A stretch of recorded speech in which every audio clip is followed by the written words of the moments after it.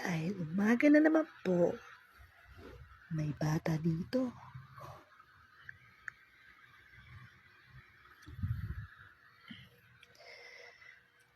Gusto nakayup-yup po siya sa kumot.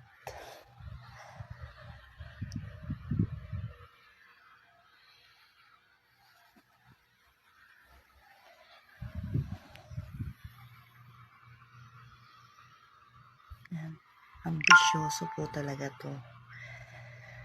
Gusto niya po pag natutulog siya, may kumot, malambot ang higaan, may electric fan, may aircon pa. Oo. Dahil marami na nga siyang fans, kaya naman pinagbibigyan ko siya. Tapos mamaya, mag-aaway na naman kami pag-gising niya. Diba po? Napakulit na bata.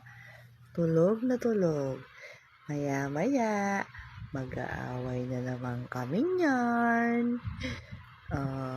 Diba mga beshi? May pusa ba kayong ganyan? Na sobrang kulit at sobrang ayan o. Sobrang